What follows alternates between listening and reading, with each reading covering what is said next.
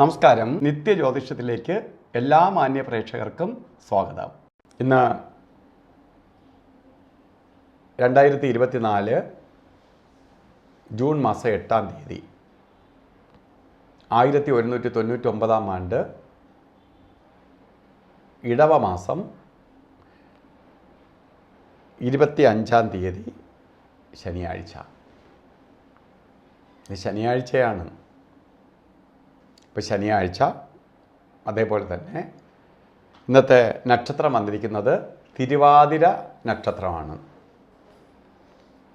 തിരുവാതിര പൊതുവേ ശുഭനക്ഷത്രമാണ്, ശുഭകാര്യങ്ങൾക്ക് എടുക്കാവുന്ന നക്ഷത്രമാണ്.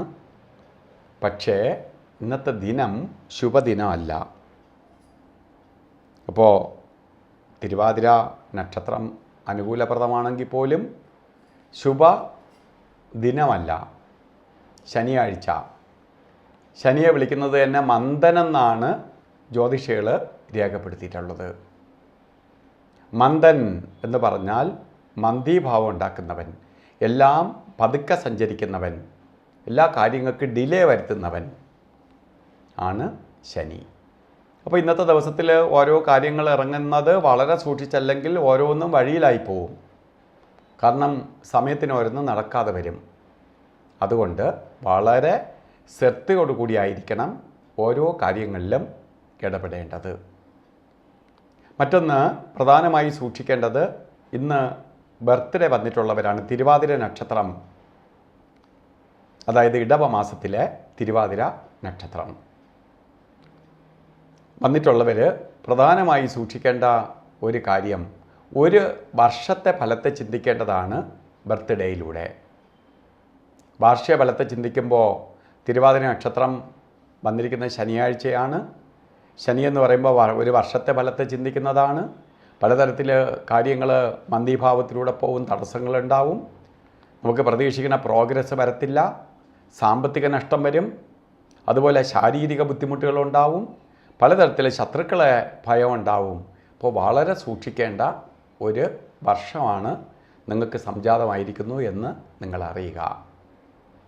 അപ്പോൾ നമുക്ക് ഇങ്ങനെ വന്നു, നമ്മൾ ആവശ്യപ്പെട്ടിട്ടല്ല നമുക്ക് ശനിയും അല്ലെങ്കിൽ ഞായറും ഒക്കെ ബർത്ത്ഡേ വരുന്നത്. ഏതെങ്കിലും ഒരു ദിവസം ബർത്ത്ഡേ വന്നേ പറ്റുള്ളൂ.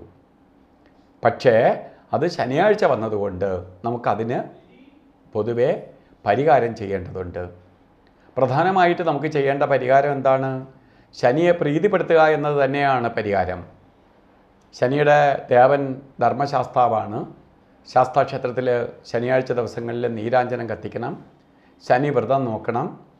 അതുപോലെ ഈ ഒരു വർഷവും സൂര്യഭഗവാനെ പറ്റുന്ന ദിവസങ്ങളിൽ രാവിലെ തൊഴുക, ശനീശ്വര യന്ത്രം ദേഹരക്ഷയായി ധരിക്കുക. അതുപോലെ കാക്കയ്ക്ക് ചോറ് കൊടുക്കാൻ പറ്റുന്ന സാഹചര്യമാണെങ്കിൽ കാക്കയ്ക്ക് ചോറ് കൊടുക്കുക.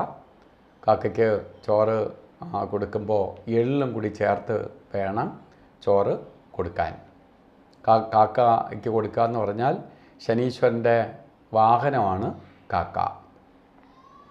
അതുകൊണ്ട് ശനിയുടെ വാഹനമായതുകൊണ്ട് ശനി കാക്ക ചോറ് കഴിക്കുക എന്ന് പറഞ്ഞാൽ ശനി അത് സ്വീകരിച്ചു എന്ന് മനസ്സിലാക്കാം.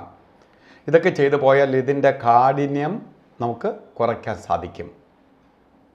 അതുപോലെ തന്നെ ഇന്ന് ഓരോ കാര്യങ്ങൾക്ക് ഇറങ്ങാതെ ഇരിക്കുന്നതാണ് ഈ ആഴ്ചയുടെ ഫലപ്രകാരം ചെയ്യേണ്ടത്. ബൈ ചാൻസ് നമുക്കിന്ന് ഓരോ കാര്യങ്ങൾ ചെയ്തേ തീരുള്ളൂ എന്ന അവസ്ഥ വരികയാണെങ്കിൽ നമുക്ക് അഭിജിത്ത് മുഹൂർത്തത്തിന് പ്രാധാന്യം കൊടുക്കാം.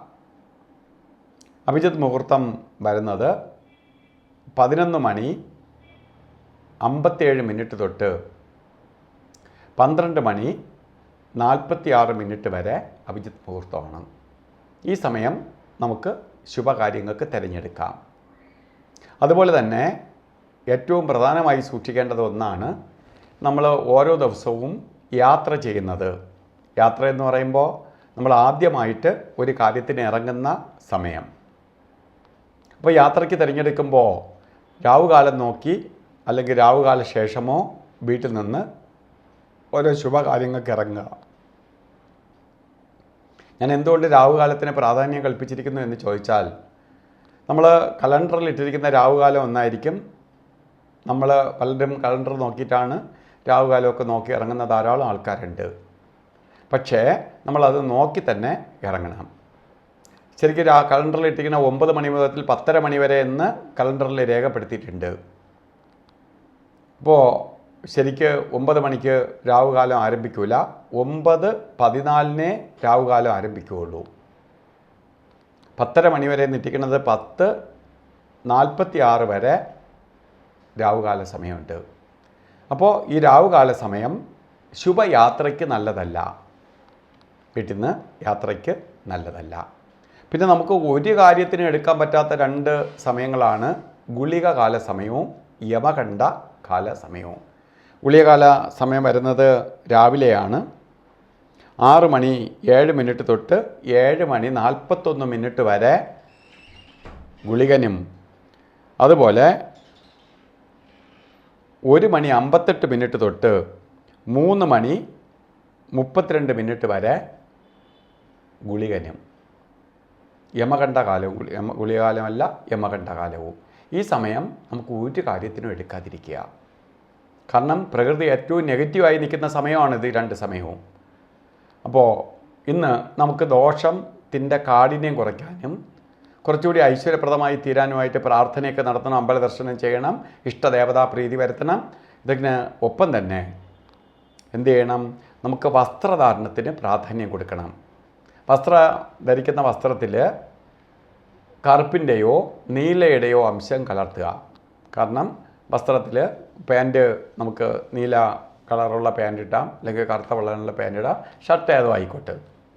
അല്ലെങ്കിൽ ഇടുന്ന ഷർട്ടിൽ തന്നെ നമുക്ക് ഈ 2 കളറിലുള്ള ഏതെങ്കിലും ഇത് ഉൾപ്പെടുത്തുക. സ്ത്രീകളാണെങ്കിൽ ഷാളോ എല്ലാം ധരിക്കുമ്പോൾ അത് നോക്കി ധരിക്കുന്നത് നന്നായിരിക്കും. അല്ലെങ്കിൽ ഒരു കറുത്ത പൊട്ട് ധരിക്കുന്നവരാണെങ്കിൽ കറുത്ത പൊട്ട് തൊടുന്നത് ഭാഗ്യദായകമായി തീരും.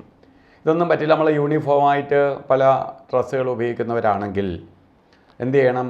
കറുത്ത നീലയോ ഒരു കർച്ചീപ്പ് കയ്യിൽ ധരിക്കുന്നത് നന്നായിരിക്കും.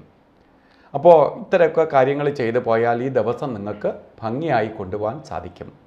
അപ്പോൾ എല്ലാവർക്കും ഈ ദിവസം ഭാഗ്യദായകമായി തീരട്ടെ എന്ന് സർവേശ്വരനോട് പ്രാർത്ഥിച്ചുകൊണ്ട് നിർത്തുന്നു. നന്ദി, നമസ്കാരം.